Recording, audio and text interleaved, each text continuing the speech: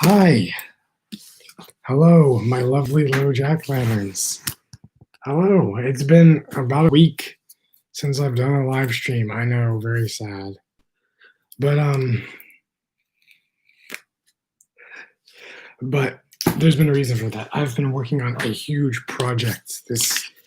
I don't know why I grabbed this flashlight.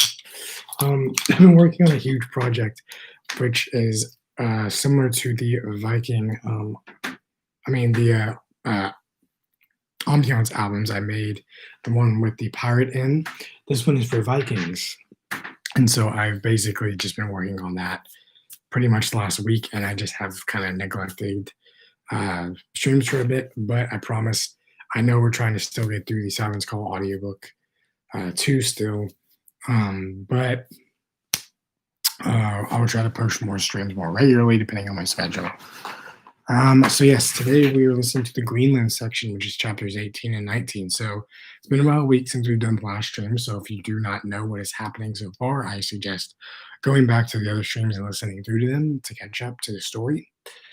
So other than that, I was going to play a beautiful little song to get us in, the 17th century pirate mood. So before we begin the audiobook section, it'll be about an hour, not that bad. So yeah. And then at the end of the streams, once I'm done with all the audiobooks, I will do like a separate stream where I'm just talking about my book series entirely. And so that'll be the gist of things from book 1, because I've decided to change the series a lot. So from book 1 all the way to the last book. So I will give a wide expanses of that and then talk about Henry's legacy as well. All right, so let's play the song and then we can get into it. Now we are ready to head for the Horn. Way, hey, roll and go. Our boots and our clothes, boys, are all in the pond. To me, rollicking, randy, dandy, oh. Heave a pole and heave away. Way, hey, roll and go. The anchor's on board and the cables are stowed. To me, rollicking, randy, dandy, oh. Man the sail capstan and he with a will. Way, hey, roll and go. Soon we'll be driving away down the hill. To me, rollicking, randy, dandy, oh. Heave a pole and heave away. Way, hey, roll and go. The anchor's on board and the cables are stowed. To me, rollicking, randy, dandy, oh. Soon we'll be warping her out through the locks. Way, hey, roll and go. Where the pretty young girls all come down in flocks. To me, rollicking, randy, dandy, oh. Heave a pole and heave away. Way, hey, roll and go. The anchor's on board and the cables are stowed. To me, rollicking, randy, dandy, oh. We're outward bound for Vallepo Bay.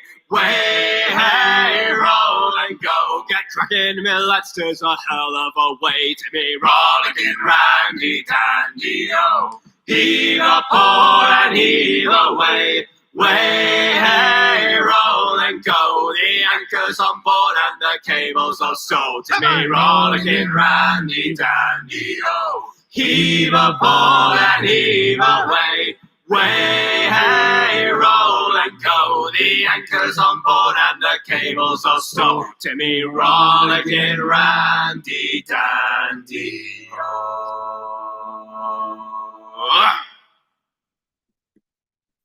There you go. That was it. That's all I wanted to listen. I just wanted an excuse to listen to the song, to be honest. All right, guys, let's begin. So this first part, let me get my book open, actually. Shoot.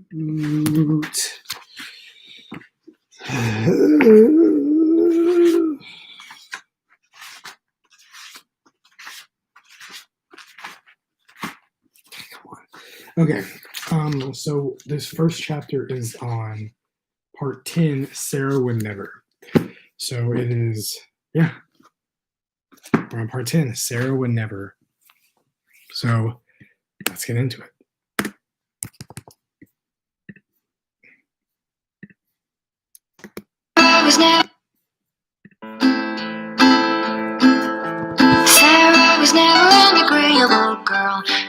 man tells tales of rebellion, but she was so fast and quick with her bow, no one quite knew where she came from.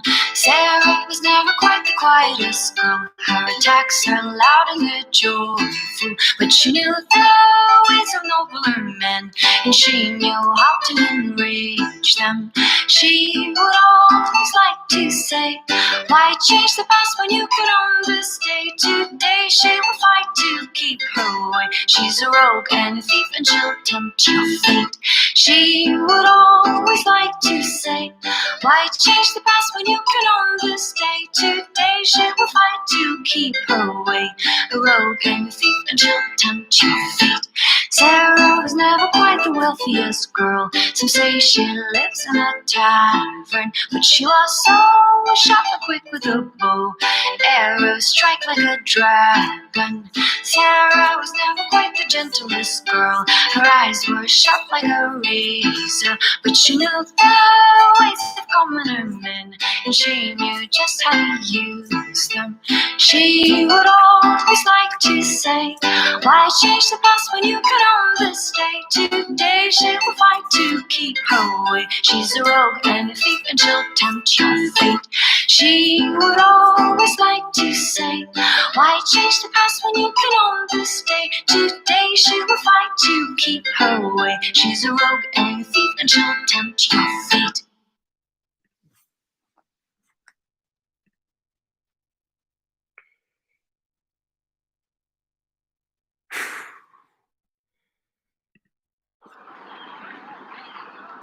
October 1682, Nuuk, Greenland.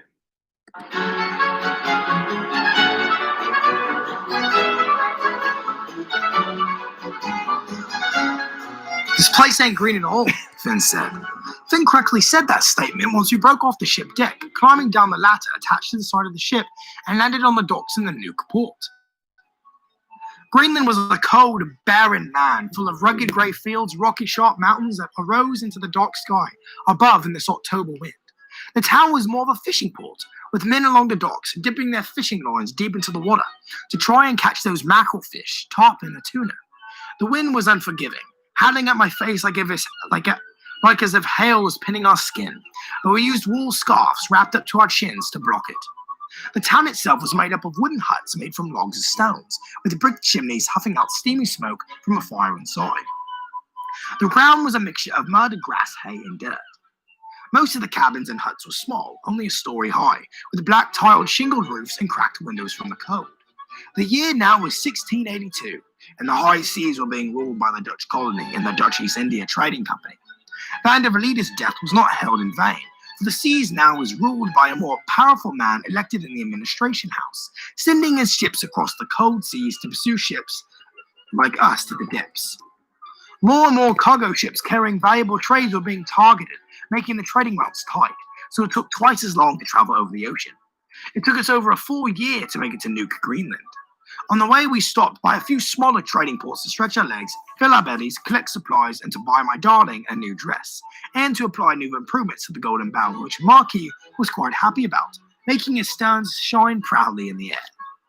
Now that it has bled into 1682, almost coming up on 1683, times are getting more dangerous for pirates along the high seas, due to the VOC and the Dutch East India Company importing rum, spice, gold, ivory, powder, and other colourful supplies across the Indian, West Indies, and Caribbean, and holding them up in ports such as Nuuk or Beltsmith or even Torty. Once we made port here, we decided to head to a tavern and find an inn later on in the evening, for it was early morning when we docked the ship. The French crew had carried some supplies into the port to trade, but little was made.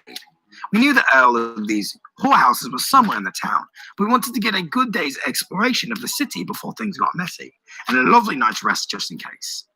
We needed a break, even if it was just for a day. It helps. The French crew started to spread out to the other taverns throughout the town, while me, my lover, and my mates, and the captain of the Golden Bow traversed through the muddy, cold streets of Nuuk, passing by a few civilians in war coats and bearskin caps to find a warm brew place. The streets were empty mostly, so we assumed that most people were in a tavern or in a whorehouse getting a drink or snuggling up by a warm body. The fat grey mountains lay in the background of the city, towering over the town like a massive shadow. Rolling green hills extended in the fields beyond the town, and cabin huts stacked across the muddy grass streets. The tavern we found was on the corner of a street right beside a whorehouse, in which we could hear the faint moaning inside from an upstairs window. Brita looked disgusted at the whorehouse as we entered the tavern. Me, Daniel, Finn, Tim, Jeb, Ka, Marque, Cortez, Eleanor, and Brita went through the double doors. From the outside, it looked crude, horrible, and dire. Stacked stones and hardwood and tree trunks make up most of the building's outer structure. It was hard to see through the small stained glass windows, but the gloominess from within could be felt from the outside. As we entered the tavern through the small, soft wooden door, we were welcomed by watchful eyes and thick air. The bartender was sleeping, and he made no effort to acknowledge our presence. It's as horrible inside as it is on the outside. Squared stone beams supported the upper floor, and the large molten candles attached to them. The walls were covered in paintings of what were undoubtedly better times for this tavern. They're now a more painful reminder of what it has turned into. The tavern itself was almost completely abandoned. The few people inside could be anybody really, but whoever they were making me a little nervous. A few people nodded at us as Daniel and Tim found a large wooden table towards the left by a foggy window that might have been looking out on the street.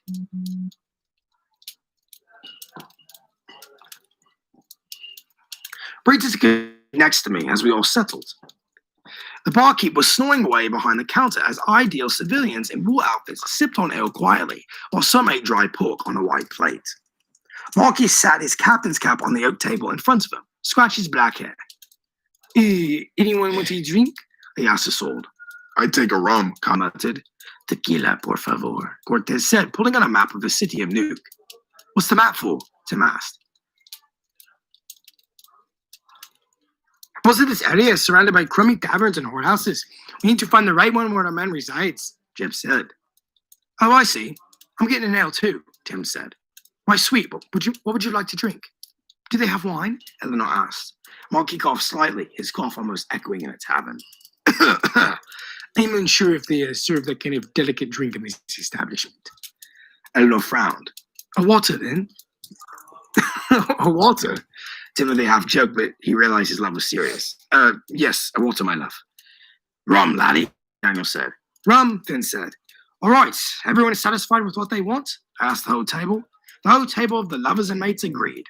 Great. Tim, come with me to order the drinks, I asked. With pleasure, Tim said. We both stood up as Cortez rolled out a map for all to see. As we scooted our chairs from behind us, Brita gripped my arm. I don't like this place. It makes me nervous, she pleaded. Nervous? How so? I asked. The place is just not lively and it's too quiet, Brita muttered. Well, some taverns are quiet, I said, but it worried me seeing her so upset. Just be quick with the drinks, she said. Of course, my love, I said and bent down to kiss her, still sitting in the chair in a royal blue dress with golden laces on her sleeves.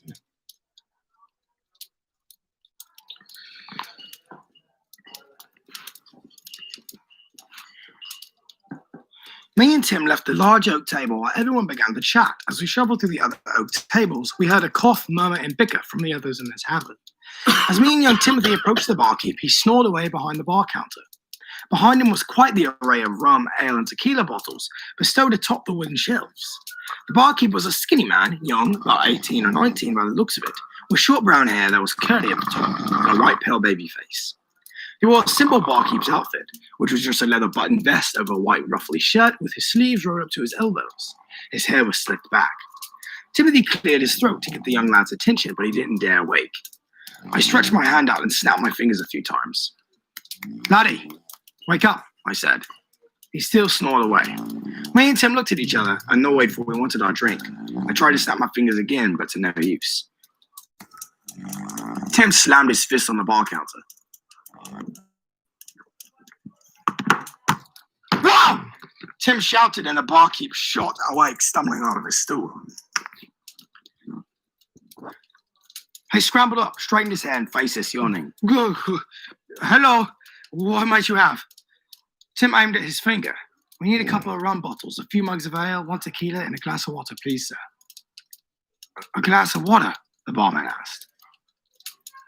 It's for my lady back there. Tim jerked his thumb and Eleanor happily chatting with Brita across the table, as the rest of the crew talked about the map laid out on the table. I see. Well, let me assemble the drinks. It's 7 pence. The Greenland lad spoke out. I slid him the 7 coins and he prepared the drinks we ordered. He grabbed 3 wooden mugs and filled them to the brim with brown foamy ale until it bubbled over the rim of the wooden mug and down the sides.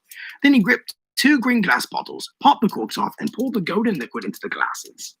He grabbed a clear glass bottle with blue writing on the front and poured the clear tequila into the mug. Then he got another wooden mug and got water from the outside well in the back. He then gave us all the drinks across the counter. There you go. There you go, he said. Thanks, I told him. As we grabbed the drinks, we started to walk off, and we heard the barkeep snoring again. Me and Tim took the drinks, Tim carrying 5 drinks in both hands while I got the other 3. We had trouble making our way back due to a tight squeeze through the tavern, back to our table. As we walked, trying not to spill a single drop of lovely ale and rum, Tim turned to me.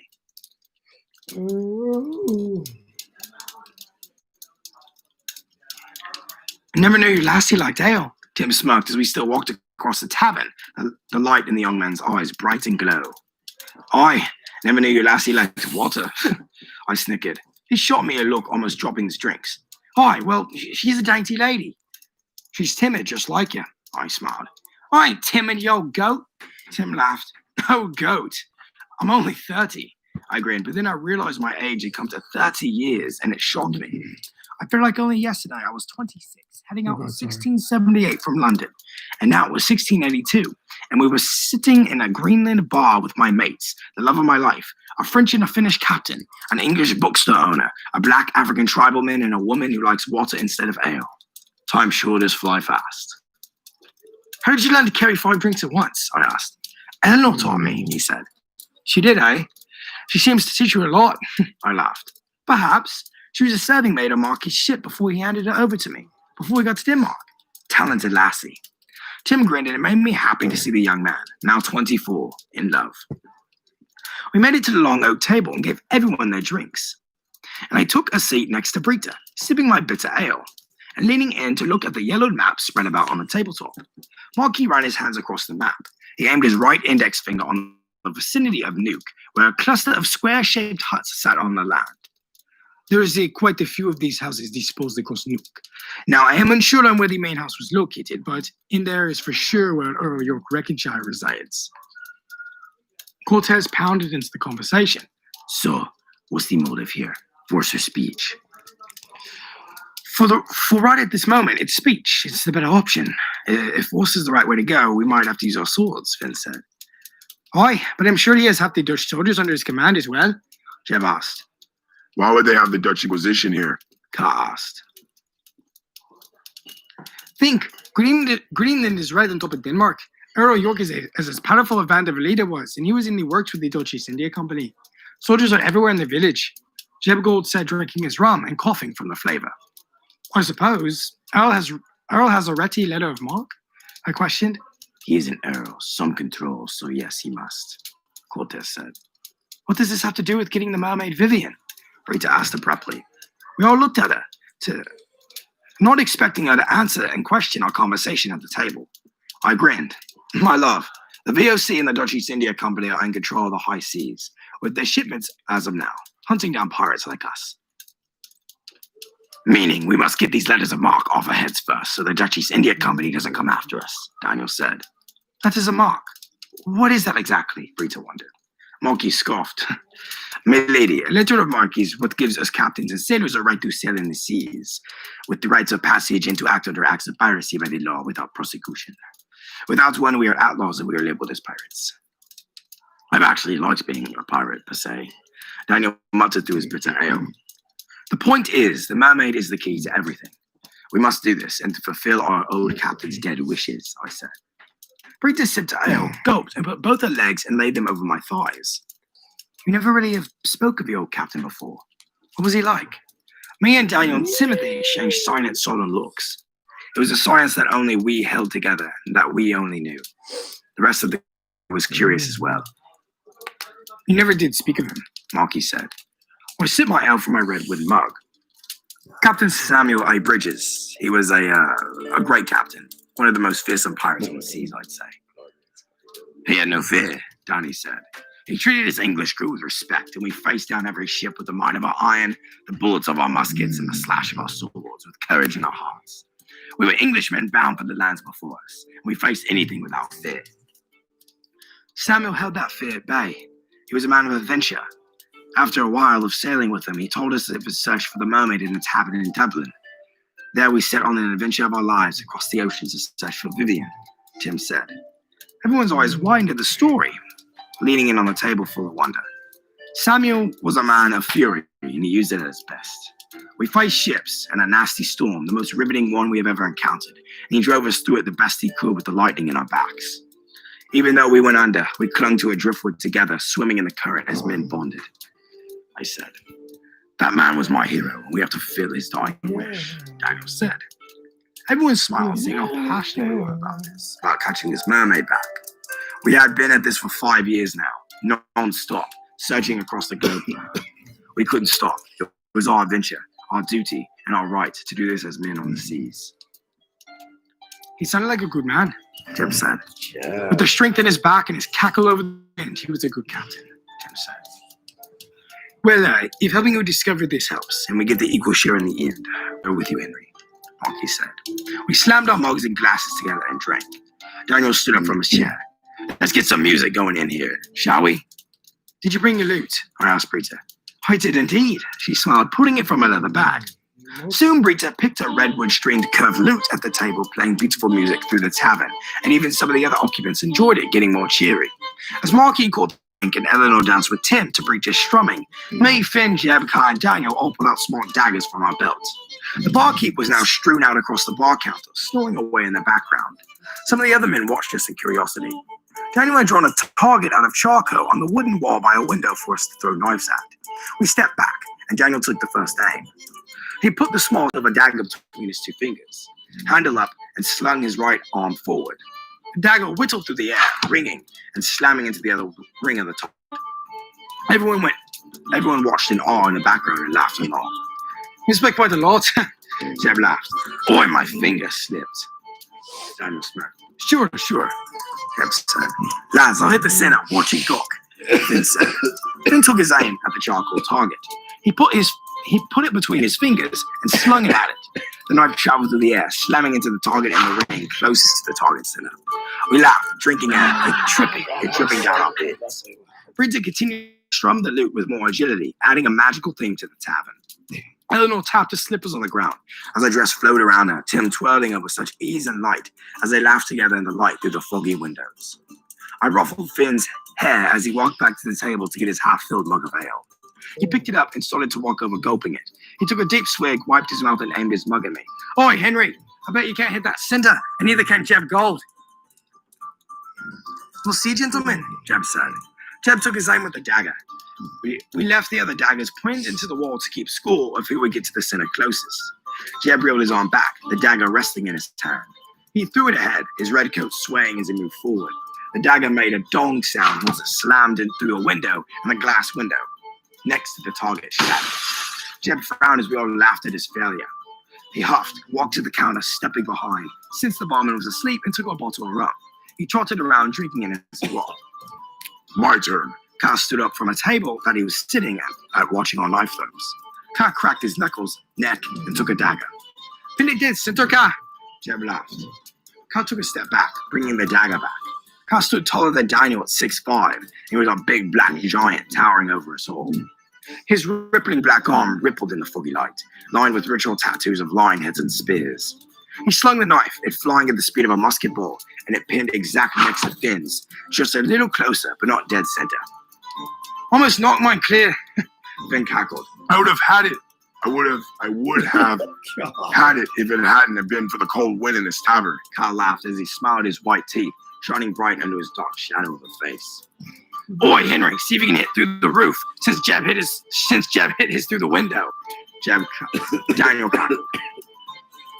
Why, you scoundrel? Jeb mocked, shoving down, but in a good, jestful way. It made me happy seeing all of us getting along together, and for in which I have found my crew, I was happy about. I pulled a long silver dagger, sharp as a spear, from the back of my boot. I gripped the blade in my palm and pulled my arm back. I wrapped my fingertips around the blade, using my eyes to carefully pin down the center. I took a breath as Brita's lute faded from my ears and a few other men in the tavern watched intently. I let my arm fly, the knife fly, and with a second it pinned straight dead center. I grinned from ear to ear. Everyone was amazed for my knife throw, even Carl. and they cheered happily. And Brita was happy with my frown. Marque and Cortez raised their drinks to me, and Eleanor to cheered us. Another round! Daniel moved. He himself went behind the counter, ignoring the sleeping away barkeep, and took out some ale bottles and filled mugs. We all collected the filled ale mugs and held them high, laughing, wrapping our arms around each other's necks, standing in a line, gulping a tiny beer, dancing together, laughing, and kicked our legs out in the line. The whole tavern echoed with laughter and music now, and my heart felt warm. I wish it hadn't in a very long time. As we laughed happily, cackling and cheering, I heard the whiz of an arrow. I watched the arrow fly from the back of the tavern, split right into the dead center of the drowned target, knocking all the silver daggers to the ground with a metal clatter. Brita stopped strumming a lute. Tim and Eleanor stopped dancing. We all stopped laughing. The barkeep even awoke and looked in shock, and the whole rest of the tavern sat in a restless still. I think I can do better, pirates. A female voice came from the back. Coming in from the darkness of the back of the rusty old tavern, clutching a slender longbow, was a woman. Red, perfectly groomed hair tied in a bun revealed a furrowed, proud face. Shining aquamarine eyes, set sunken within their sockets, watched meticulously at us. Her chestnut skin was smooth-looking, and her eyes darted across the tavern. The bow she held was a sight. A superior reflex bow had been superbly constructed of only the finest adamantium. Its string is made from a great quality silk. It's a common material around these parts of the world. The limbs have been decorated with rows of gems and end in a narrow point ornamented with small sigils. The handle is wrapped in rare hide and decorated with rune-like symbols. The wide quiver is made from hollowed-out bamboo and is supposed to be worn around the archer's belt. The outer side had been decorated with carefully wrapped leather, which could very well be done in a significant way for the archer. The whole tavern stared at her. Finally, in the heat of a silence, she spoke. "Did I say something?" She blurted out in a loud, elegant voice that showed no fear. "You did just fire that arrow into the wall," Daniel said. She studied Daniel up and down as if trying to decide whether he was going to be a good potential husband, in which I love Danny, but he's not marriage material, or whether to put an arrow in his gullet. "Not to mention in my tavern," the Immediate barman shouted. The girl pulled an arrow from a quiver that was strapped to her back, put the back of it against the string, and pulled the bow and aimed it at her. "What did you say to me, you low-life tavern owner?" the girl shouted. The barman backed up against the wall, knocking over one bottle. She looked maybe 20. Who was this girl? I heard Marque stand up. "Since you clearly have caused a scene in this here obstinate beer upholstery place, please address us." "Why should I address you?" the girl snapped. "You look like you just walked out of a circus." Marque dropped his mug and reached for his pistol, resting his hand on the butt. "Ida, watch your tongue, girl." "Enlighten me then. And what pleasure do I have in speaking to who?" she asked. "Marquis de Lafayette, captain and commander of the ship, the Golden Bow, along with these 8 mates with me. The 2 lovely ladies seated with us, and my 100 French crew to Nuuk." The girl smirked, swishing her red hair back, letting the arrow she drew rest between her 2 fingers. The rest of us had our hands on our pistols and sword hilts. The girl, seeing this, smiled a little and put the arrow back in a quiver. "Your loyal crew. Might I ask, and in question wonder, why a certain band of pirate Tantalonians and corsairs are in this establishment?" asked the girl. "None of your business," I said, and she shot me a look. "Who are you?" Timothy asked, clutching Eleanor in his arms. The girl had on a poor-looking outfit. With an old-looking leather jerkin, leather pants, boots, and a white tied-up lace shirt under the jerkin, she looked like a noblewoman that would either be a blacksmith or a maid. "Don't you dare try to harm my sailor!" Brita throbbed with emotion towards me. The girl with the bow laughed. "From the dress you're wearing, I doubt you could engage me in combat, you dried-up dead badger." Brita shot up from the oak table, but Timothy stopped her. I put my hand up for Brita to remain calm, and I faced the girl. "You have no such right to speak to her like that. She is a wealthy woman under the protection of me, my mate under the ship sailing in command, and wealth under the law of chivalry," I said in a harsh voice to her. "My greatest apologies, miss." She bowed, but it wasn't sincere. "Enough! Speak your name, or we will have you thrown from this tavern," cried Cortez. "My name is Sarah Graydon, former nobleman that lives in the ports of Nuuk," the girl said. "Well, Sarah Graydon, what is your business here?" Marque questioned. "I have a right to be in this tavern just like any other common folk," Sarah said. "Indeed, but you seem to have caused quite a mark with that arrow of yours," Daniel said. "Why did you fire the arrow? To get our attention?" Timothy questioned. She scares me, Eleanor whispered to Tim, but the tavern was so hollow and empty, with only a few people staring at all of us. Everyone had it. Sarah's head went up. I know I'm scary, miss, with a slight smile making Eleanor uncomfortable. State your business now, cried Marque, getting impatient. Since this tavern is quite small and clearly everything can be heard from a ship's deck, I couldn't help but wonder why you were discussing such a topic of choice, Sarah muttered. And what topic might this be? I asked. The topic of whorehouses, in which Nuuk is known for because of Earl York. Sarah smiled. Sarah seemed to know what we were searching for, and we needed her help in getting the second letter. Can you help us? I asked. Henry, what are you saying? Fenner whispered. Help you? Sarah asked. You seem to know a lot about these whorehouses and the Earl. We need him, I said. Marque caught on to what I was saying quickly. Young lady, might you give us assistance in searching out the Earl? Perhaps. What do I get in return? She asked. Gold, Jeb shot out. Sarah smiled from ear to ear, her freckles dancing on her cheeks. Agreed, but first we must have a little friendly competition. Competition, I asked. Yes, if you can hit dead center at the target with my longbow, I'll tell you what you want to know, she said. Dead center? But the damn arrow is in the dead center, Timothy screamed. Yes, it is. Problem, pirate? Sarah smiled. I looked at the wooden shaft of the arrow pierced smack in the center of the target on the wall. No, I said. Sarah grinned. Brita came up to me. My love, are you sure? I've never seen you fire a bow before. Oi, Henry can. He used to fire an English longbow back in London when he was younger, Daniel said. Brita looked at me into the eyes. Take your time. Steady your breath. Yes, my lady, I said. Think you can hit it, old man? Sarah snickered. Do you think I can hit it? Watch, I said at the young girl. Sarah handed me her longbow. It felt light in my hands, weightless like a wooden feather. I brushed my long hair from my face and tied it in a bun out of the back of my head. Sarah handed me one of her arrows. With a wooden shaft and a sharp stone-pointed tip like a triangular shape, it was light as well. I put the arrow on the string and pulled the bow back, feeling the tension. I steadied my breathing and my heart slowed. The whole tavern watched in intent. Sarah stood there with a smirk on her face. Watch and breathe, Henry, me boy. Steady aim, Daniel said. I got it. I said, breathing slowly. The thin silk string throbbed between my fingers, and the back of the feathered arrow was waiting to fly. The whole crew watched. I let my fingers slip. It sizzled through the air in a silent whistle. In a second, it traveled through the air. Then, in an amazing effort, my arrow split straight through Sarah's arrow in the center, splitting it in half, and my arrow pinned into the center. I stood there, holding the bow up, and then slowly lowered it. Everyone in the tavern was in awe and shock, and Sarah could not find the words to speak. A good shot, Marque said in awe. Thank you, sir, I smiled. I tossed Sarah the bow. She caught it in shock, slinging it across his chest. So that deal we made? Yes, Sarah said. How did you... Been a bow shot most of my life before I became a sailor, I said. No talent. I can see that. I've never seen that before. It's the arrow's heart, Sarah said. Arrow's heart, I asked. It's when one arrow splits the other arrow in half in a target and takes its place. It's a mythical shot, Sarah said. I bowed slightly to her. The myth is here.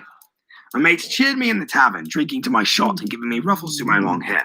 And Brita struck me with a passionate kiss on the lips. Marque collected his captain's cap and slipped it on, approaching Sarah. Tell us what you know of Earl York and his infamous whorehouses. Okay, a deal is a deal. We must not speak here, though. It's too dangerous and too difficult. I live on a farm on the outskirts of Nuuk. We can talk there. Just follow me. Sarah said, starting to walk to the tavern door and pushing the squeaky door opening, leaving the barkeep, the other occupants in jaw drops. A farm, Daniel scoffed. Yes, a farmhouse. Are you upset with that notion? Sarah asked Daniel in a hoarse tone. No, my young lady. Daniel smiled, getting cheery-faced.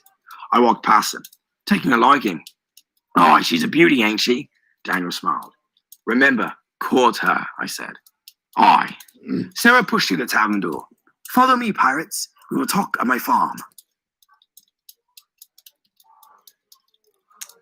It's getting intense, guys.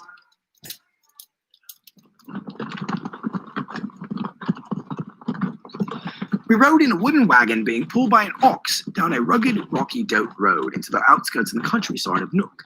Sarah drove the wooden carriage under worn-down wooden bronze wheels as we all sat in the back as it bobbed up the road. The wooden huts of Nuuk seemed to fade away in the distance as we traveled into the grassy fields of the countryside. Soon we came to a farm on the outside of town. The carriage weaved through a wooden open gate with a fence pegged all around the property. Inside the carved wooden fence was an assortment of stables. Inside the stables were cows, pigs, chickens, and horses.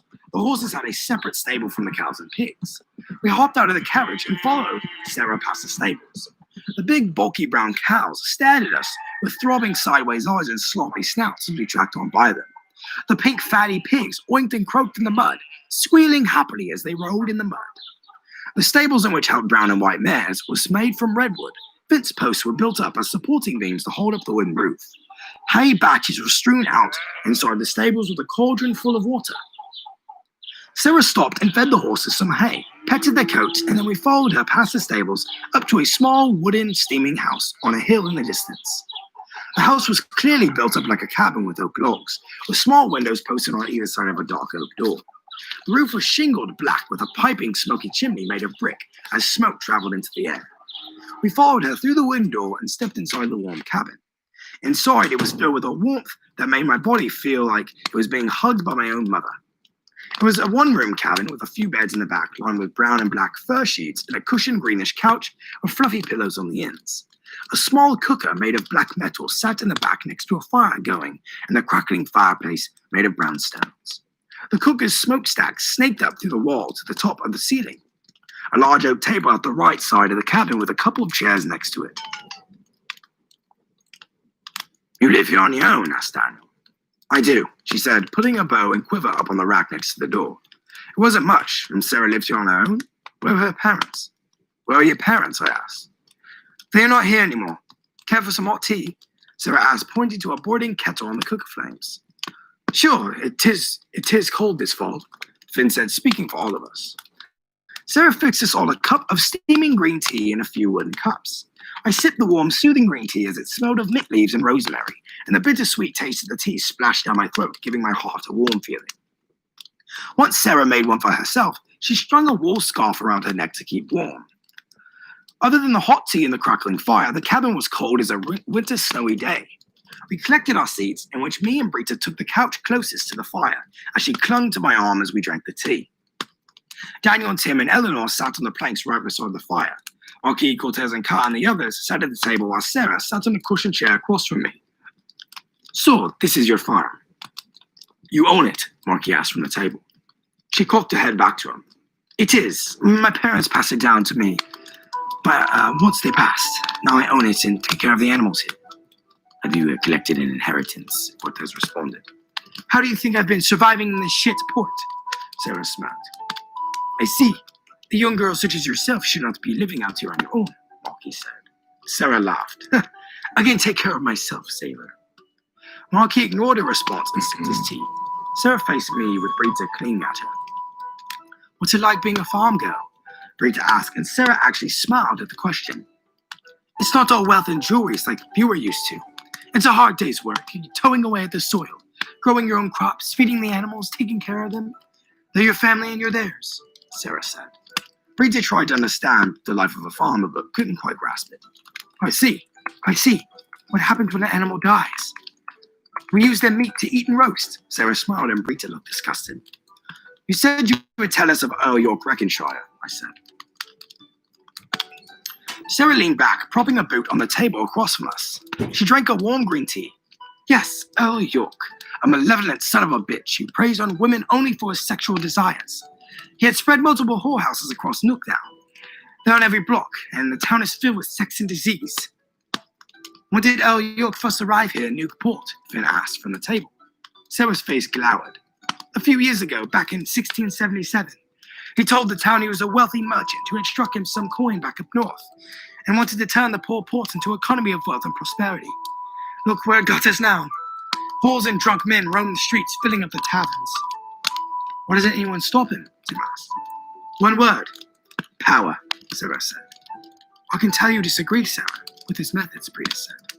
Sarah smiled at her. "I do disagree. He's a man who needs to die. Simple as that. How much coin does he accumulate over the year? Marque wondered. Sarah's face darkened to a crimson. Her face matched the color of her hair. About a few thousand guilders. Our heart stopped. Just as much as Van der Verlieden made, Jeb muttered. Or more. Where does he live? I asked. He lives in the center of town in the main whorehouse. It's called the Birdcage. You can't miss it. Big building on a mall, Sarah said. Thank you, I smiled. Why is it called the Birdcage? I asked. You'll see once you enter. Sarah shivered in fear. I could tell this wasn't going to be a treat or much of a walk and talk it out accommodation. Marque sat up from the table and sat down on the couch next to me. Tell me, Sarah, when did your father purchase this land? Sarah frowned, looking at the fire crackling away in the embers. She spoke without looking at anyone, staring past Daniel, Tim, and Eleanor to the fire. My father and mother purchased this plot of land in 1667 and brought all the animals along with it. They raised me on it, teaching me to only survive by my wits and my charm. My father taught me how to shoot a bow and use it to my advantage. Boy, so that's where the bow enters. Finn smiled. Sarah didn't smile back. I always carry the bow with me. It is a symbol that my father is still with me, alongside me. They passed in 1675 from the pox. I was lucky they weren't. After they died, I was left the farm, and now I'm taking care of it for them. We all sat there in a solemn silence, and I for Sarah and gave our condolences. She didn't take them, and I could accept that. She didn't need some people she met in a tavern a few hours ago getting involved in her life. Sarah seemed like a young woman who was quick-witted, skilled, smart, and spontaneous, in fact. She appeared that she could handle herself on her own. What various animals do you have? Brita asked. Sarah perked up. Horses, pigs, cows. Oh, right, I see them, Brita smiled. Sarah grinned, and both the women exited the lone cabin to go through the animals at the farm stables. Brita and Sarah were gone for about an hour or so, as the sun started to dip down below the grey mountains, turning the world black. You can stay here for the night, and I'll take you with the carriage back to town tomorrow morning, Sarah said. Thank you for your hospitality, I said. You know, I've never really liked pirates, but you pirates seem quite fine. Sarah smiled and went into the back bedroom to go to bed. Me and Brita cuddled up on the couch by the fire while Sarah collected pillows and blankets from an outside storage hut from the stables for all of us. Daniel slept by the fire while Tim snuggled up with his lover by the fire too.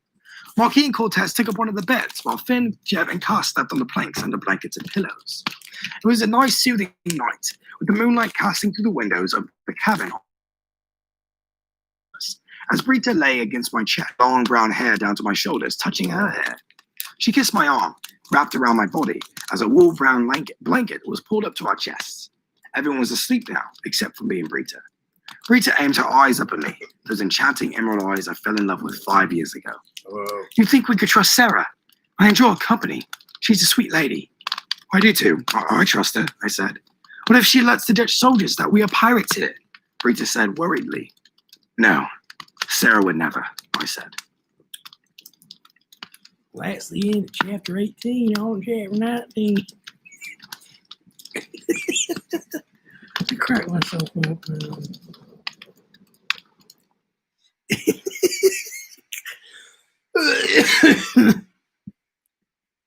Oh, I can't breathe. All right, that was chapter 18. Prevents you. This next section is very sexual. So we're on part 11, Ringaroo at Cooper's whorehouse. So get ready.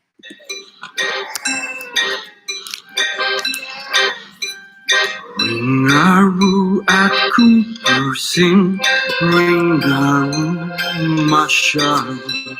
Skirts go up and cocks go in, Ringaroo, Masha. Ringaroo, the waves roll high, cocks stand proud between old man's thigh. Ringaroo, fuckaroo, cocks and cunts and fuck you too.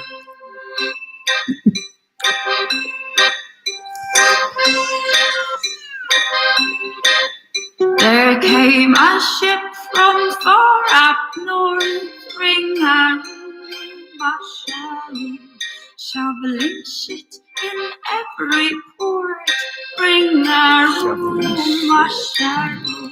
Sails were made out of whorehouse bedsheets. Masts stood tall like sailors' loins. Ring the Faro. Cocks and cunts and fuck you too. That was beautiful.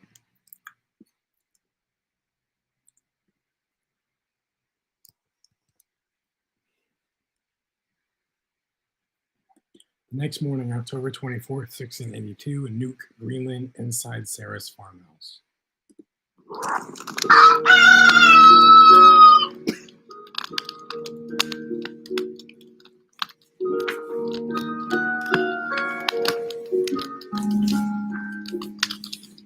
I stood at the water cauldron, sipping a lovely sweet coffee I made from the cooker, staring out through the window pane onto the many stables ahead of me, with the horses neighing, the cows mooing, the chickens barking, and the pigs oinking. A rooster crowed in the distance. I was the first one up out of everybody. Brita was still wrapped up in the wool blanket on top of her couch. Her back facing towards me, her long brown hair flowing down the shirtless back. Daniel was on his stomach with the blanket covering his head, snoring as Tim and Eleanor were cuddled up by the fireplace, his arms around her waist, the firewood now sizzling black wood char, with small little orange fire flurries emanating from the wood itself. Finn and Jeb were close by on the plank, snoring and sniffing while Marque and Cortez were asleep in the bed. Carl was over against the wall, muttering tribal languages to himself. I sipped my warm brown coffee, looking out through the morning fog that creeped up on the wooden stables in the distant yard. I was worried about our journey to get the other letters. What if we didn't make it and our ship sinks like Samuel's did? What if we encounter a dangerous Dutch fleet with 100 broad iron cannons? What if we arrive in the Caribbean and Vivian isn't even there? What then? Where do we go from there? Will Marque even see fit to help us through the ocean anymore? So many thoughts boggled my mind I didn't even notice Sarah arise from my bedside and approach me by the window. She wore a white nightgown that flew down to her feet, and her red hair was tangly and greasy looking from sleep. She startled me so that I almost dropped my mug of coffee. Sarah stared out the window for a minute. "You drink coffee black?" "I do indeed," I said. "You don't?" "My father told me drinking coffee is bad for the heart. It fills the heart with a darkness, a certain terrible black, that will haunt someone for the rest of their natural life," Sarah said coldly. I winced. "I don't think my coffee will commit this doom upon me," sipping it as it traveled down my throat with a nice warm sensation. "Who are you people?" she asked. I looked at her. "Pirates. I thought you knew that already." I did. I never asked your name, though," she said. I smiled slightly, stretching my hand out to her. "Henry Hartstone, English pirate among the 7 high seas, corsair and merchant." "Sarah Grayhold, archer, farmhand, dancer." She smiled and I smiled with her. We both kept our eyes out on the stables. "You enjoy holding down this farm?" I asked her. Sarah paused, thinking my question over. "I do. My father once he passed, he passed it down. And every day I thank God for this farm." She put her hand over her mouth as if whispering something. "Quite frankly, I don't really believe in God."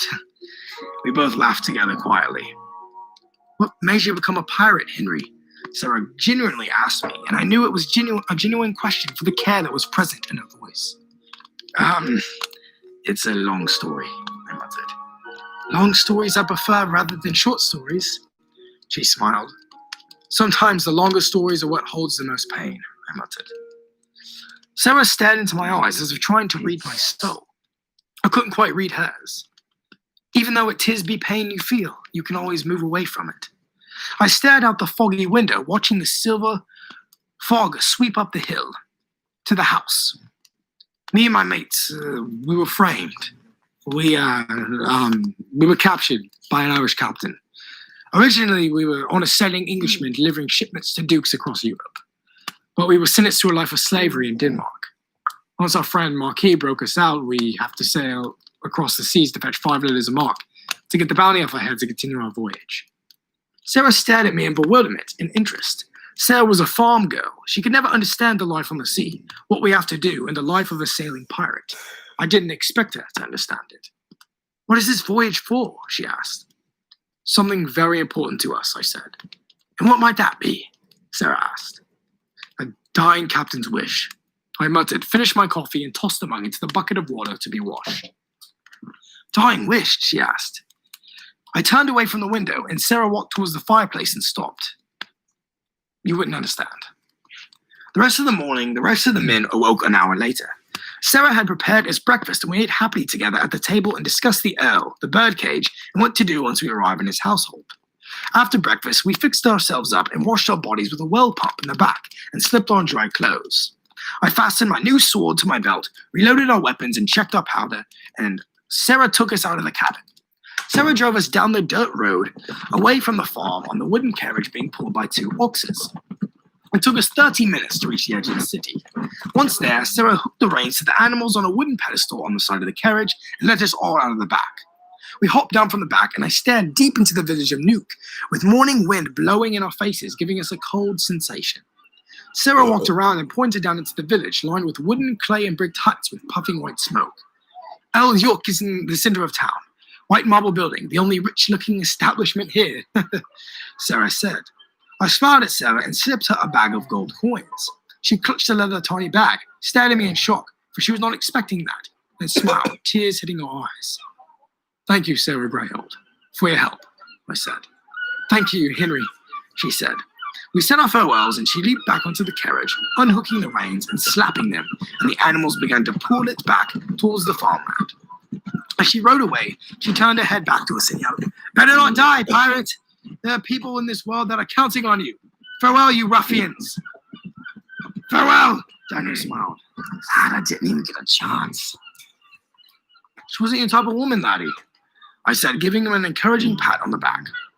"I suppose," he muttered. "You'll find one," I said.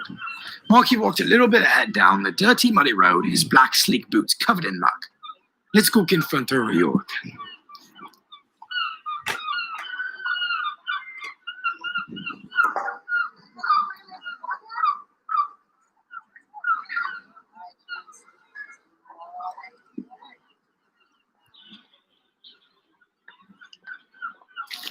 We made our way through the sickening village.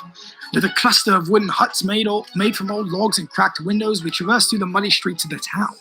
Some people in wool coats and long petties made of fur walked past us, giving us glassy-eyed looks, and I could smell the traces of alcohol. Nuuk wasn't that large. With only a few twists and turns past old buildings, we came upon the white marble building Sarah had told us about. The white marble building stretched higher than all other houses in Nuuk. The building appeared to be something from Rome or Greece, with carved white columns that supported a triangular-shaped roof that came to a point on the top. Angels praying were etched inside the wall of marble, and it was the cleanest contraption for miles. Clear windows adorned and spread about the front of the building on either side of 2 double-door golden doors. We tracked up the white marble steps and pushed through the open doors. Once inside, my heart stopped. Inside was something you would not expect to be from the outside looking at it. The room was magical, with velvet carpets rolling around everywhere over the floor, with a giant golden-like bird cages hanging from the ceilings with naked women dancing and singing inside them. Some other bird cages were against the walls to my left and right. A wooden staircase railed up to a second-floor balcony, where a wooden banister spread about around it, with doors leading into other pleasure rooms. The 2 women in our group were looking on in a horrid manner at the naked women dancing in the bird cages. They ranged from black to white to Hispanic, and they danced, bouncing their small to big breasts, and their trimmed hair curls at the base looked shaven and clean. The cages hung from a wooden ceiling that was polished as a man's nude boot, bought from the corner store. "This is why they call it the bird cage," Finn muttered. A naked lady walked by us, dragging her hand across Finn's chest. Finn got excited and tried to go after her, but Marque stopped him with an arm stuck out. The naked female went up the stairs, swaying her buttocks as she disappeared into a door. Greek statues of naked men and women erotically posed were on either side of us, and right down the aisle of these statues was the Earl himself. He sat upon a regal throne of carved rock that sits within a patagoa of sorts, within this hall, and it was adjoined by 2 rather plain-looking seats for visiting royalty of other nations. The throne is covered in completed emblems, and fixed on each of the rear legs is an elegant dagger. The thin pillows are a light cardinal, and these two have been adorned with burnished edges. Next to him on either side were naked women with golden necklaces, sipping red wine and eating red grapes. The Earl was a young man who seemed to be in his 40s. He had scruffy blonde hair and a thick blonde beard that wrapped around his face like a snake. His white skin was pale, and his lips you could barely see through the mustache of his beard. His nose was big and stuck out like a beak, and his blue eyes were wide and round.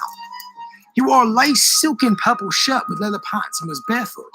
He had noticed us the moment we entered, but didn't take time to get our attention until we stepped close enough to him for speaking.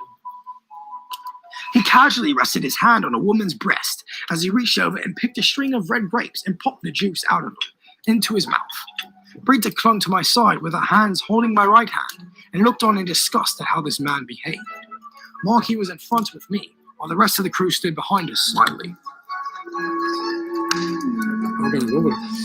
Please do not tell me you are a more noble people seeking more coin. I have already paid enough for the town to survive for at least a week.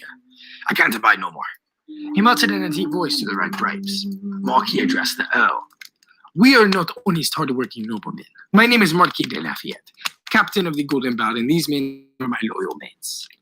He stretched out his hand for the Earl, but the Earl did not shake it. Marque set his arm down. What do you want? Asked the Earl, finally finishing the grapes. We want to barter in good faith, my good man. Marque bowed before his majesty. Barter in good faith. What for, precisely? The Earl spoke with such a baritone voice that it rumbled the whole marble household. We seek only one thing, a letter of marque. Cortez stepped in. I see. A letter of marque, you say? Why would you think I carry such a pristine document? Earl York smirked. For you are an earl, sir, of this port. We seek only that one thing, I told him. Earl York cackled out loud. Ha! Who are you, gentlemen? Clearly not much of a nobleman, I see. Why have you come to my birdcage? To seek out big-breasted, beautiful women to tend to your needs? We are here for different matters, Daniel said calmly. Different matters? And what per se are these different matters, gentlemen? He smiled with a steaming cigar in his right hand. We are in matters of piracy, I said. Pirates? So you are pirates. The Earl scoffed as one tan-skinned woman walked around his throne and rested both her hands around to his shoulders to massage them. Yes, we are pirates, and we need a letter, I said. You are aware that I am in council as Earl and to the Dutch East India Trading Company. Since you being pirates in my establishment, I could report and have you hanged for this, including your women with you, he smiled. I rested my hand on my hilt. I strongly advise against that notion. Everyone rested their hands on their hilts, and the Earl, seeing this now, even if he alerted his Dutch green jackets to come after us, we would kill him before he could even utter a single word. What a price are we talking if I supposedly get this letter for you? The Earl asked, smoking a cigar and flaring at the tip. The hall smelled of semen, smoke, and pepper. The Earl ushered the two naked ladies off him, and they traversed across the hall and into a room. Gold? The Earl grinned. Yes, 400 gold, Finn said. 500, the Earl balked. 55? Jeb growled. No, I would like the amount of 700, the Earl said. No, keep it below 500, Marque said. You want the mark or not? 700 to take it or leave it, the Earl York spoke, pointing his cigar at Marque. 700, Marque gritted his teeth. When can you have the gold to me by? The Earl asked. When can you have us the letter by? Corrected Finn. There was a tight tension in the hall, and some of the naked ladies in the golden bird cages watched from down above at the Earl in intent of this deal. The Earl slumped back in his chair even deeper, taking a whiff of his steaming hot cigar. I can have the letter to you by the end of the day. I have to get some printed firstly. How about the gold? I can have it to you once you deliver the letter to us, Marque said. The Earl laughed. I don't do deals like that. Gold now, letter later. You think I'll give you some of my hard-earned gold now, even when we don't get to see the letter first, Marque said, putting his sword halfway out of his seat. Yeah. Easy, Marque, Tim said. Marque took notice of his sword and quietly slipped it back in. Gold now, or no letter printed, the Earl said. Marque frowned, and I didn't see another option. We needed a second letter, and even though I didn't trust this man, no matter how much of wealth he accumulated. Marque, give him the gold, I said. He grunted. Have the gold. The rest of the gold later when we see the letter. And tossed him a bag full of some gold coins. The Earl caught it, smiled to himself, jingled it, and slipped it into his pocket. The Earl laughed slyly. Agreed. I'll bring the letter to you, mates, when I come to collect the other gold from you. Agreed. And Marque shook his hand to close the agreement. Now, go and enjoy my humble village. The Earl smiled.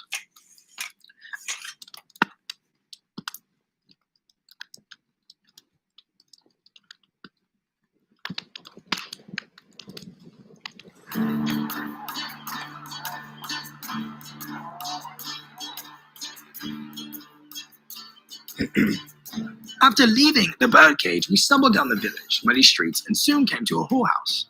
Brita clung to my arm and whispered into my ear. As much as I hate these places for what they are, we haven't had some real fun in a long time, my darling. Let's get a private room together while we wait for the letter, and even the other men can have their fun with other ladies of the whorehouse. Brita bit her lower lip, making me feel sorry for my breeches. I agree, my love. I turned to everyone behind us. Care to enter this whorehouse while we wait? I would oblige so. Daniel grinned as did everyone else, and Eleanor clung to Timothy, whispering something into his ear. The whorehouse from the outside was 2 stories high. A slanted wooden shingled roof in the form of a triangle at the top came to a point. The whole building was made from some type of cypress wood because the planks were light and grey. Windows were stacked on the first and second floors on the outside, and 2 were open to let air in. I pushed through the wooden door with a squeak and came into the foyer. A golden chandelier swung slightly in the rafter beams above, lined with orange candles. The main foyer was an assortment of velvet couches, chairs, and oak small tables, with wooden polished doors with black doorknobs to my right. Moans escaped through the entire brothel, of men and women giving pleasure along with beds rumbling. Barrels stacked to my left behind a polished bar counter contained ale and rum. A binding staircase swelled up to the second floor, in which, on the upper floor, the velvet carpet traveled further into the brothel, with doors upstairs closed, with a few open, and candles set on either side of each door. Naked white women walked through the tavern with half of full naked men, with them into the other rooms, screaming and enjoying themselves. Truly, some illegal acts were being performed here. I watched one man carry a woman shirtless in his arms, her breasts hanging out, as he kissed her as they walked to get a rum bottle and travel back into their room and close the door. Another man sat under a barrel keg, his mouth open as he let the ale run down the thighs of a woman who was standing over him and into his mouth. A woman in a blue dress approached us, covered in hickeys on her neck. Her tattered black hair was curled down to her chest, and her makeup was run down, probably from all the fuckery going on. Welcome to Cooper's whorehouse. Unfortunately, Cooper is out for reasons that are not important to note. What are you here for? A private dance? A full lesson? Threesome? Foursome? Woman and woman? The whore smiled at us. A private room for me and my lover, I said, gesturing to Brita, who bowed daintily to the hall. A private room for me and mine as well, Tim said, with Eleanor bowing as well. Lovely. Luckily, we have 2 private rooms open. What about you or other strapping men? She bit her lower lip towards Daniel. I turned to everyone else who were drooling with lust. We will take whatever lady we like. Jeb said, and gave the lady some coin and wrapped his arms around her and began to walk to a room to my left. Other half-naked ladies accompanied Finn, Kai, Daniel, Marque, and Cortez. They were taken to separate rooms. Daniel smiled at a fat black woman with a firm hip size and thick thighs. So, do you come here often? Daniel asked. I work here, the black lady said. Me, Tim, Eleanor, and Brita ascended the staircase to the 2 private rooms. Loud moans bounced from one door to the next, making every which way you turn a breath of pleasure. Tim let Eleanor step into the doorway to my right, and I let Brita step into ours. Before I went in, Tim caught my attention. Good luck, he said, and went through the door and shut it. I smiled to myself and walked through the closing door behind me. The bedroom wasn't small. It held a queen bed with golden sheets with chocolate pillows. A small bench sat at the end of the bed, and a table and 2 chairs were in the back near a window that looked out on the harbor and in the distance where the ships were docked. Windows were adorned all around us to let in light for us to see. Brita quietly stood by the window to my right, gazing out to the ocean. I slowly walked over and placed my hands on her shoulders, resting my chin on her left shoulder, looking out the window. She continued to stare on the water. I'm so scared. I looked at her eyes. Her emerald eyes held such fear and worry inside them. I couldn't stand seeing her upset. I slid my hand down her arm and gripped her soft white hand. Why are you afraid? She sniffled. I'm scared that we will die on this journey and lose everything we know. We are pirates, Henry. Outlaws against the crown and the Dutch East India Company. If we perish, I don't want to be hanged. We aren't going to be caught or hanged. You have my word on that. I will not let anything happen to you, I said.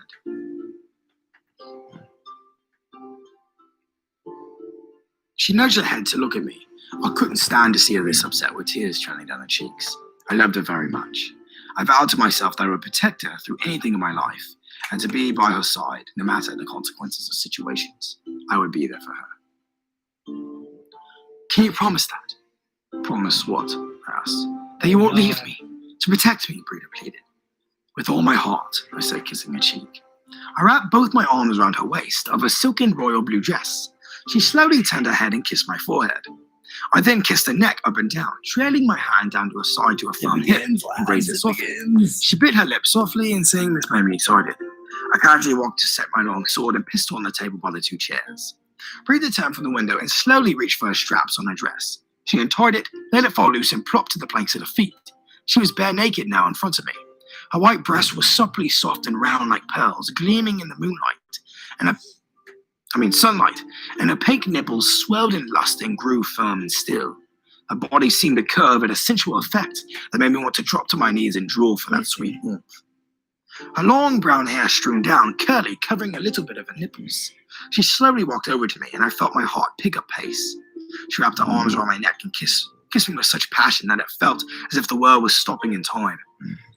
All the moans of the whorehouse around me seemed to fade, and all that mattered was her. It had been years, in fact, since we could have do this much love to each other. If we didn't have the time on the ship or the alone time at all to conduct such passion love. We were holding it in for so long, and now it was going to burst. As she kissed my lips, she ran her hand down my shirt and jacket, all the way down to my breeches and stopped at the base. She rubbed it softly, and I felt it harden as thick as an oar and slung upward and out.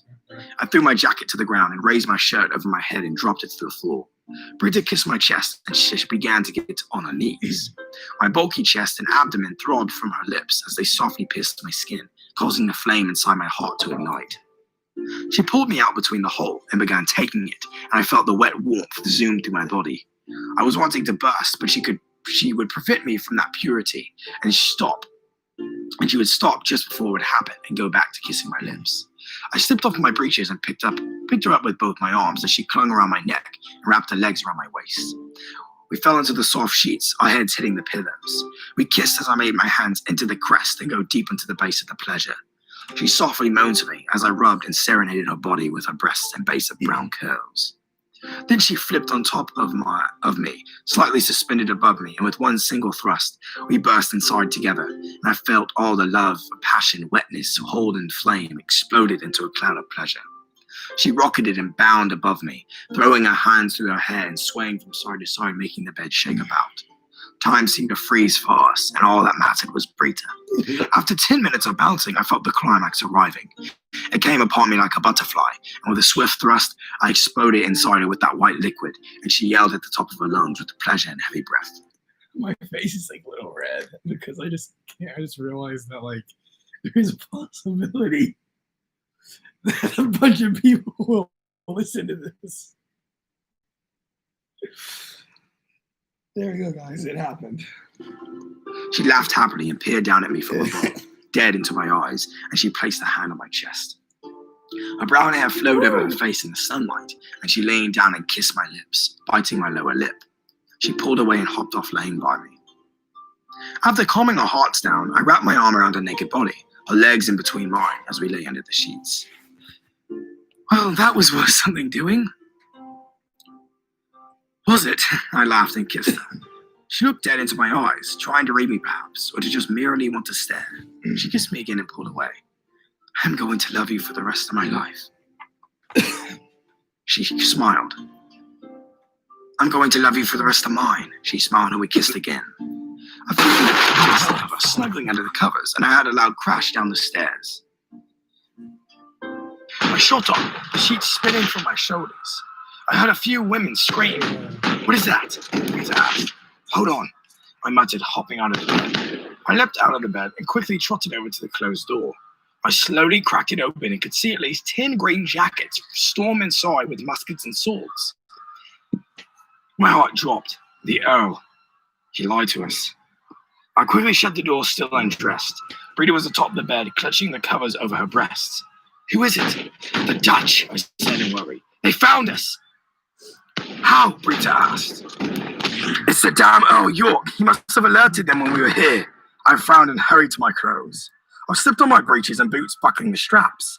I wrapped my belt around my waist and strapped my flintlock to it. I picked up my longsword. Just as I picked it up, I heard more screaming from down the stairs. Our door flung open and a Dutch soldier sped inside, sword drawn. Brita screamed and I could hear musket and sword sounds from beyond the door and people screaming. The Dutchman charged at Brita, but I rushed in, drawing my sword free. Brita backed away, falling off the bed naked. I jumped in, clashing blades with the Dutch lad. Our blades ringed as we paced back and forth. As we parried, sliced and jabbed, left and right, countering swords. Get dressed! I shouted. As I was out with the Dutch lad, our swords clashing, Brita dressed. She slipped in seconds as I leapt over the bed and backed against the wall. The Dutch jumped over to me and slashed his sword at me.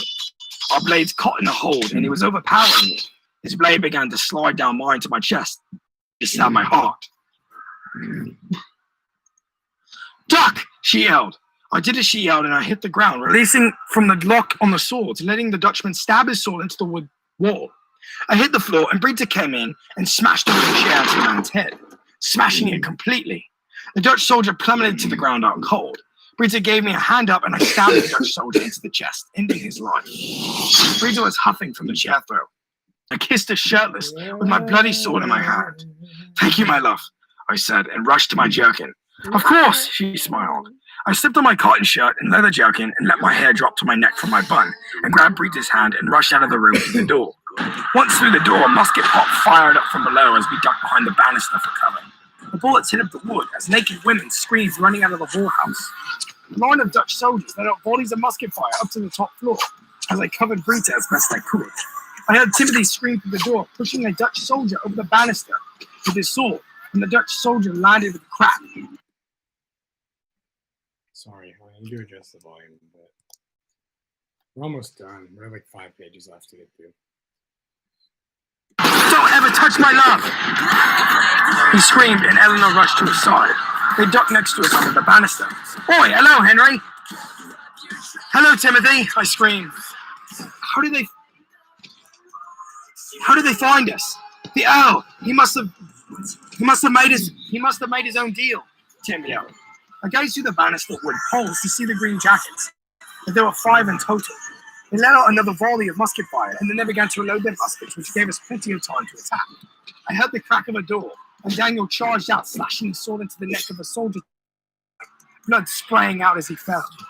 Marque and Finn kicked open the doors on the left and began firing their flintlocks as the rest of the soldiers took cover behind a large oak table, firing in the small house. Cortez and Kai and Jeb came in from the middle and rushed in as naked women brushed past them, so I got caught in the fire and died on spot. Cover me! I yelled at Tim. Tim flicked a match to his rope fuse and aimed his flintlock at the soldier, taking him out as the soldier toppled over the table. I let go of Brita's hand and jumped on top of the staircase rail and slid down it, my legs in front of me, and fired my flintlock into the head of the soldier. I landed from the slide and hacked my sword into the gut of a man. I ushered for Tim, Brita, and Eleanor to come down as Daniel was in heated battle with the sword. I saw a Dutch soldier running to me with his sword brandished. Okay, I'm gonna be honest. I feel like I'm going a little overboard with this scene, but I reached my hand out to Brita. My love, your hand! What? She asked. Hand, I yelled. I gripped both her hands and swung her around as I lifted her up mid-air. Her blue dress fluttered as I spun her, and legs smacked into the face of the Dutchman, making him flip over backwards. Brita landed next to me and let go of my hands, balancing herself from the spin. Nothing to it, she yelled. Aye!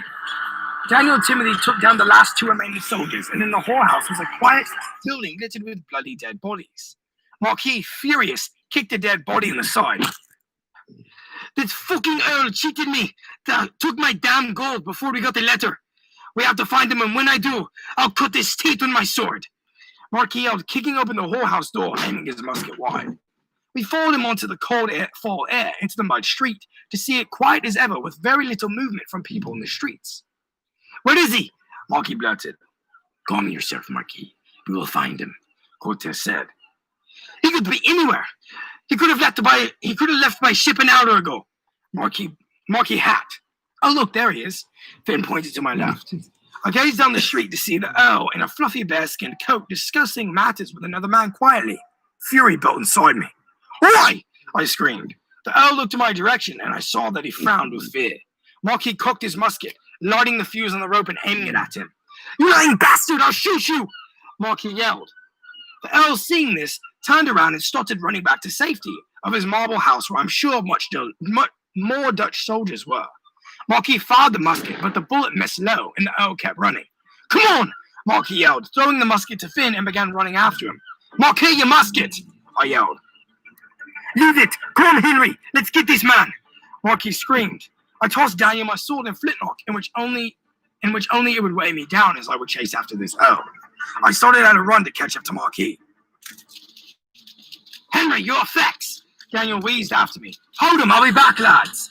I yelled and caught up to Marque as we ran side by side, both our trench coats flying behind us as I watched the Earl dart down the street. "Stop!" Marque yelled. My feet pounded on the mud, but it was so slippery I almost slipped and lost my balance. We took a left, passing by wooden cabins in the streets, shoving past people in wool furry outfits. The Earl was running so fast, but we were faster. My heart throbbed into my chest as my legs carried me across the muddy land. Marque's hat flew off his head as he ran, and our lungs were stressing to the point of exhaustion. The buildings blurred by us as I ran, and my eyes were only set on this one man. I watched the Earl reach a wooden ladder that led to the top of a roof of a one-story cabin. "He's going up! After him!" I yelled. The Earl popped up on the roof and skidded across it. I gripped the ladder and hauled myself with Marque right behind me. I used all my force and used both my hands to climb up the wooden ladder and haul myself up onto the wooden shingled roof. I gave Marque a hand up. I saw the Earl making a run for it across the many cabin roofs. "There!" I yelled, pointing. I could see the white marble house in the distance. We charged across the rooftops, careful of our footing to not fall off. We hopped off one roof to the next, watching the Earl jump from one to the other. My boots landed on the next roof and I scurried across it. The Earl pounded across the roofs and jumped down. Me and Marque jumped to the roof he was on and slid down it and landed into the mud. We popped up and took a left, scurrying down a narrow street as people passed us by. The Earl was getting tired. His legs were stumbling under himself and he was slowing down. We were catching up to him. He rounded another right. Once we rounded, Marque tripped face-planting in the mud. I stopped to aid him, but he waved me away. I turned to see the Earl still making it down the street, further and further away. "Forget me! Catch him!" Marque yelled, wheezy. I nodded and continued to sprint. My heart pounded in my chest. I was choking on my own air, tired, and my lungs felt like jelly. I was closing in on the Earl. I passed by an outside table from a tavern with two men drinking from rum bottles. I stuck my hand out, gripping a glass rum bottle and spilling the rum out of my hands. As I flipped it in my hand to the cylinder pot of the bottle, I was gaining up on him. My heart raced. I raised my arm back with the bottle, aiming at the back of his head as the Earl stumbled ahead of me. I threw the bottle and sailing through the air, smashing into the back of his head. He cried, the bottle breaking, and he fell to his stomach, knocking over a woman carrying clothes to her home. I stumbled on the slippery mud and collided into him. I bounced on top of him and clamped my hands around his neck. He quickly grabbed a stick lying on the ground and slammed it into the side of my head. I flew off, my head throbbing, and I wiped the blood dripping down the side. He crawled across the mud as I slowly stood up. I smeared the blood on my muddy shirt and stood up, putting both our fists up. He held terror in his eyes, but he took a punch to my left cheek. His arm flew and I saw it and counterblocked it. I stuck my left arm out, collided with his, knocking it away and kicking his left knee, breaking it, and he fell to his back. He looked up at me and I kicked him in the face, sending his head flying back into the mud. Blood dripped from his nose and I picked him up from his bloody fur coat and held him. "Wait," he croaked. "You fucking liar! You said you would have the letter and instead you sent the soldiers after us, even after we paid you!" I screamed at him. But I didn't want to hear his excuses. I threw him down in the mud. "Oh, Nuuk!" I heard Marque wheeze behind me. I looked behind me to see Marque holding his flintlock, panting on his knees. He stood up, breathed heavy, and aimed the flintlock at the Earl. "Where is the letter, you traitor?" Marque scoffed. I don't have it on me. It hasn't been printed yet, he muttered. Get him on his feet and search him, Marque said, cocking his flintlock. I raised the frail Earl to his feet and searched through his fur coat to find the letter in his left pocket. I held it up for Marque, and Marque took it and examined it. He nodded to himself, and I looked at it to see that it was in order and legible. 2 down, 3 to go. I'd be having that gold back as well. Marque smiled and shot the Earl straight in the head, and the Earl toppled back with a squish of blood and brains in the mud. Marque walked over, searched the dead man, and pulled the tiny leather bag of gold coins from his pants and stuffed it back in his. Marque walked up to me. That is how we deal with liars, understand? Marque said to me. I understand, sir, I said. Come on, let's get back to the others, Marque said. I followed Marque down the narrow, muddy street back to the ruined whorehouse, and as I walked, I looked over my shoulder to see Earl York. His body was still as a statue in the cold wind, blood leaking from his head.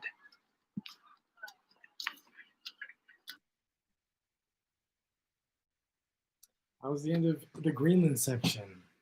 So tell me, what was your favorite part before I end the stream? Oh, excuse me.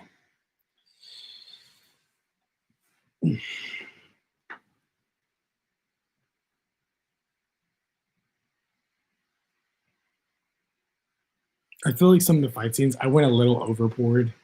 Like him sliding down the banister and like all that kind of stuff. Like obviously, like that's pretty hard to fucking do. But I just wanted to make it dramatic, you know. Sorry, by the way, I apologize. I've been coughing a lot. It sounds like something stuck in my throat.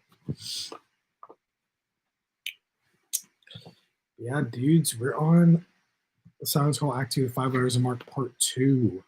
So yeah, we are about halfway, or a little over halfway through with the second audiobook. Pretty big deal. A little interesting but fun. Oh, thank you. I like the chase scene as well.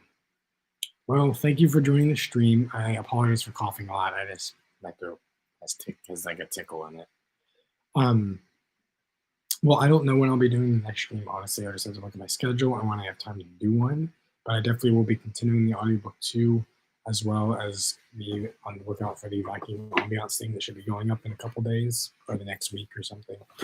So thank you for joining the stream. Remember to leave a like and subscribe to the Jack Lantern. And thank you for joining the stream. And we will continue with chapter 20. 'Tis okay. It was very good. Thank you. Well, I always enjoy you, my girlfriend, joining the stream. It's always very, very sweet. Even though she has heard this audiobook probably for the 5th time, she still loves to listen to it. And I really, really appreciate her support, your support, babe, because I know you're on the stream right now. But thank you so much for joining, my love, and any other people who decide to join in the future or just end up clicking on it on my channel. So, yes, it is. So thank you so much, and I will see you guys in the next Siren's Call Act 2 chapter of the audiobook.